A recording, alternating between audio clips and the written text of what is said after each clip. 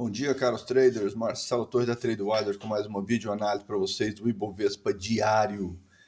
Primeiro dia do mês de julho, vamos ver o que é que nos reserva o gráfico, porque as coisas agora estão mais leves, mais soltas, mais tranquilas, né?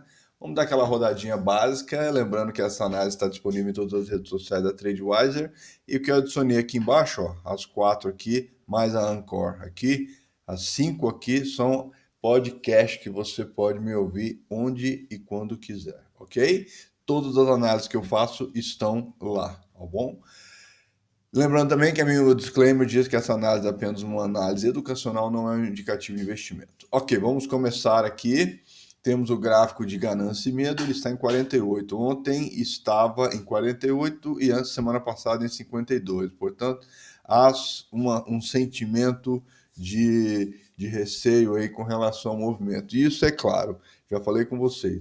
Olhem o gráfico início e fim de cada mês. Você vai ver que geralmente no fim do mês sobe, no início do mês cai e no meio do mês tem um pico, né? Tem uma subidinha aí. Então, ficar de olho para ver o que é possível fazer. Inclusive, o gráfico sugere algumas coisas aqui. Olhando rapidamente aqui, o fechamento de ontem, obviamente que fechou no azul, porque precisavam fechar no azul o último dia do mês e o último dia do semestre, tá? Portanto, tinham que fechar lindo e maravilhoso. Eu esqueci de citar isso, que era o último dia do semestre, tá? Então agora as coisas estão diferentes, estão mais bonitas, tal, e fecharam legal. O Brasil não aguentou, fechou com queda, mas os Estados Unidos puxou o que podia puxar, tá? Olhando aqui a Europa agora, ela praticamente está em realização de lucro também, soltou a coleira, agora deixa o cachorro correr solto, porque agora não tem mais preocupação. Temos 30 dias para buscar novos ares aí, né? Lembrando que tem um economista que eu falei com vocês, professor de uma universidade de Nova York, que ele disse que antes da queda fatídica vai ter sim mais subidas de, de preço. Portanto, ele diz que a gente pode esperar, pelo menos para esse trimestre, mais alta na bolsa, segundo ele. Mas a partir do trimestre que vem, ou do último trimestre, né? Ou no final do último trimestre, há chances de iniciar a queda fatídica. Então, agora que a gente sabe disso, e ele conseguiu prever bem a situação de 2008, a crise de 2008. Portanto, ele tem algum tipo de respaldo. Ele é conhecido como Dr. Doom, D-O-O-M. Não confundam com Dr. Bumbum. É Dr. Doom, tá? D-O-O-M. Procura aí Dr. Doom e vocês vão ver, achar a reportagem. Inclusive, eu já postei isso daí na minha rede social, tá bom? Seguindo adiante, vamos ver como é que pretendem abrir as bolsas. Pretendem abrir no negativo. O Brasil, por incrível que pareça, está querendo abrir no positivo. Eu vou te contar, viu? É uma manipulação que até dói os ossos. Mas vamos seguir adiante aí. A perspectiva, então, é de que abrir positivo o Brasil. Como ele abre meia hora antes dos Estados Unidos, então tudo é possível, né? Então, muita calma nessa hora aí. Seguindo adiante, a gente vê que a Europa estava trabalhando num fundo bem mais negativo aqui, né? Chegou a fazer uma voltinha aí. Deixa eu pegar do último topo que fez. Chegou a estar fazendo uma quedinha aí de 50% de Fibonacci, mas já deu uma recuperadinha, né? Deu aquela realizada de lucro básica e agora já está dando uma recuperadinha. Então, mas o viés dela é negativo. O único que está salvando a pátria aqui é o estocástico, que é o rastreador, mas mesmo assim ele também não está muito animado, não. Ele está muito achatado, né? Então, e veja vocês que o preço da Inglaterra está preso aqui na primeira na metade superior do canal, né? Mas o viés é de queda para ela, os sinais por enquanto são de queda. Olhando a bolsa da Alemanha, a mesmíssima coisa, como a gente tem um volume aqui, a gente consegue inclusive ver a onda positiva querendo se formar, apesar dos sinais negativos para tudo quanto é lado. Então, assim, e hoje ela está caindo com uma certa vontade, né? Tá caindo 1,3%, realizando o lucro que não teve ontem, né? Então, bacana também para ela, ela está dentro do esquema, dentro da expectativa. Rodando aqui, Dow Jones deu aquela última puxada ontem, né? Conseguiu fazer Fibonacci 382, né? E agora vamos ver como é que vai ser hoje. O viés dela é predominantemente positivo, tá? A gente tem alguns sinais positivos, tipo o estocástico aqui, magrelo, mas ele já está no fundo, ele já está na próxima da região de vendidos, né? Aqui em cima, né? Aqui, ó, aqui embaixo aqui. Então ele já está lá próximo, então pode ser que ele vire. O Volume Wave também está sugerindo alta, assim como o histograma do estocástico. Então, por incrível que pareça, nós temos aqui um viés de alta, tá? Aquele canal vermelho ali está de baixo, mas de repente dá para fazer uma ajustada nele. Vamos ver como que vai ser o comportamento aqui, tá?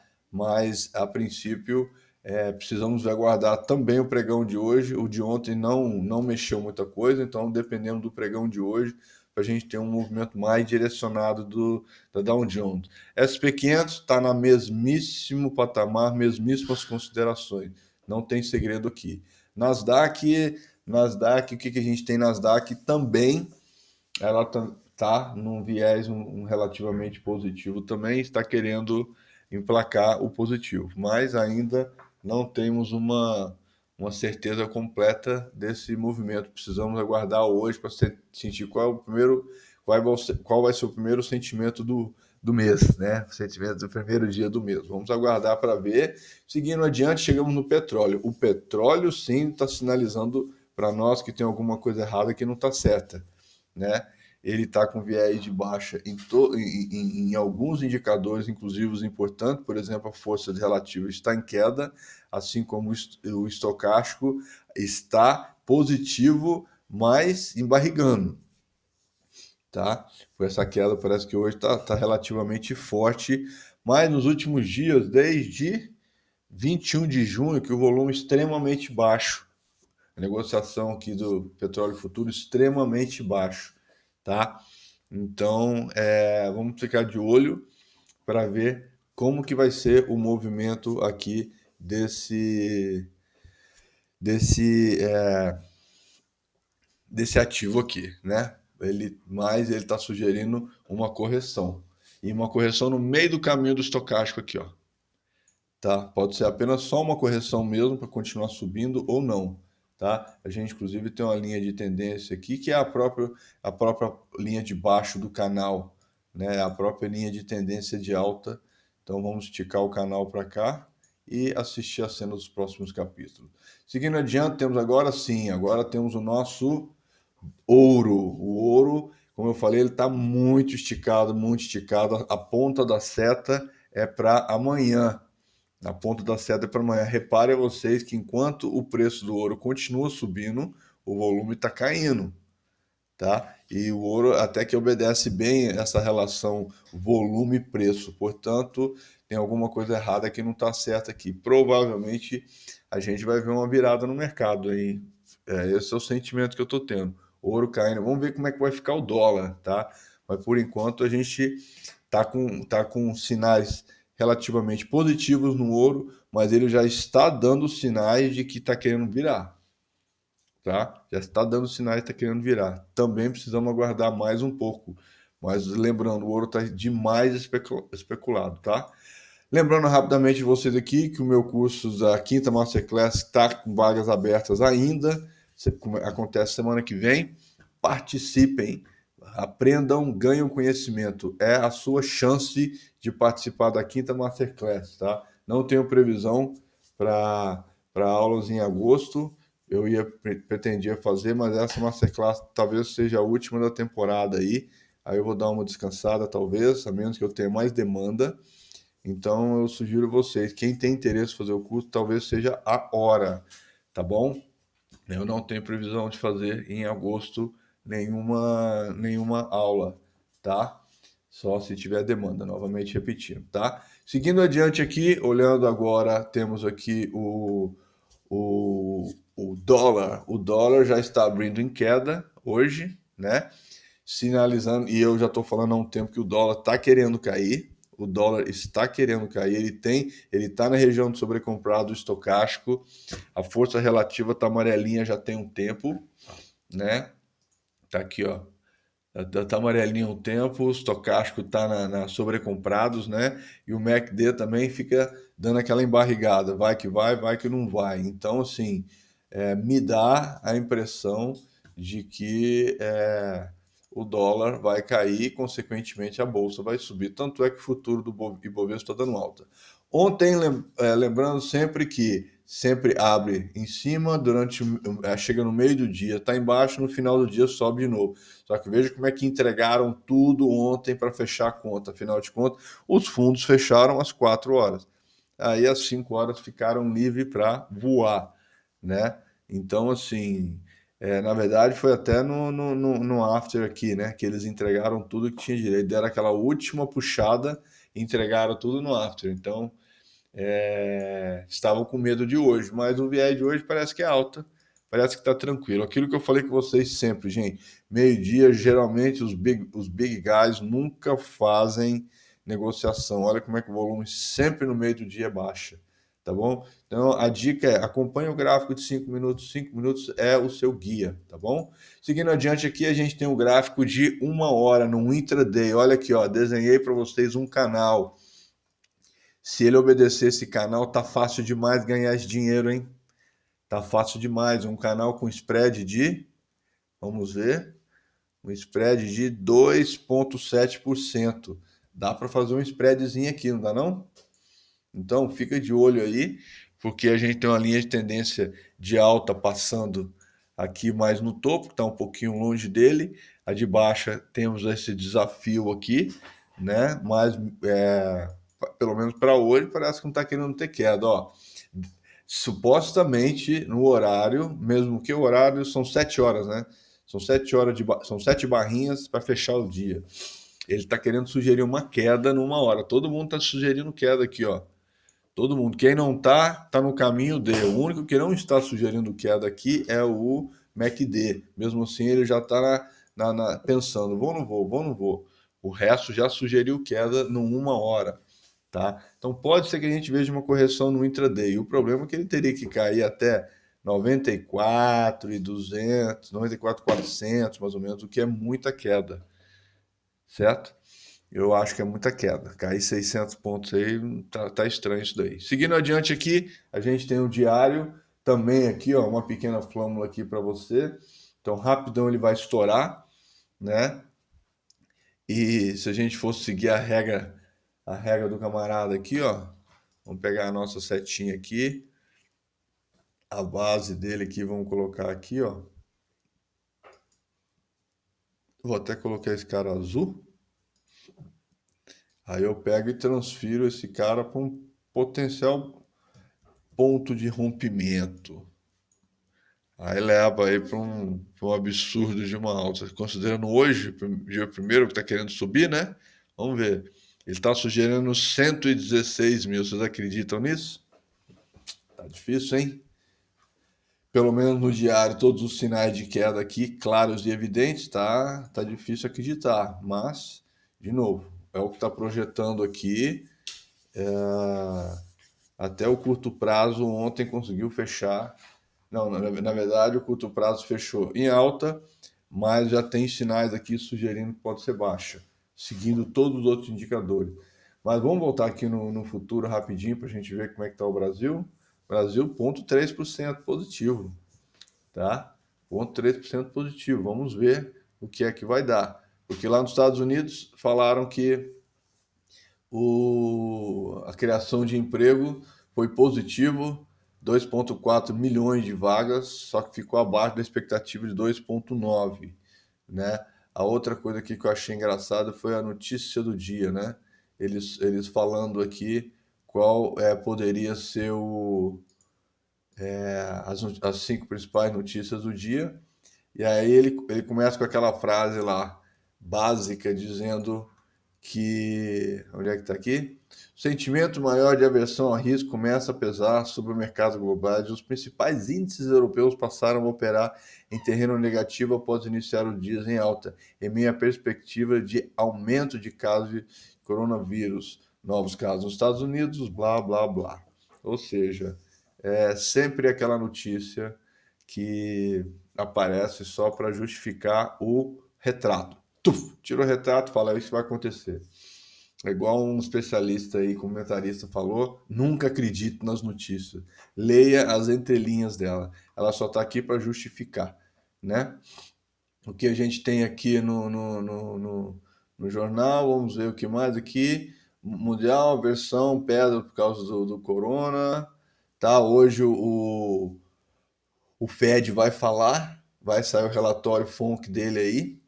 Então vamos ver o que ele tem para falar. Pode ser que nesse relatório tenha alguma coisa que possa causar uma correção um pouco maior aí, tá? Vai sair também um índice de relatório de emprego dos Estados Unidos, que no caso já saiu, né? E às 11 horas vai sair o PMI da indústria, né? Então vamos ver o que é e o estoque de petróleo. Vamos ver como é que vai ser. Como o petróleo está caindo, eu acho que já está cantando a bola que o estoque é baixo, né? E às 3 horas da tarde aí, ó, 3 horas da tarde de hoje, o Fed fala vai divulgar aí a reunião do FONC aí. Vamos ver o que vai acontecer, o que ele vai dizer. Como ele está no primeiro dia do mês, não tem compromisso de pegar leve, certo? Então pode ser que ali ele cause um pouco mais de realização de lucro para depois retomar. Fora isso, tá tudo certo no, no cenário, tá?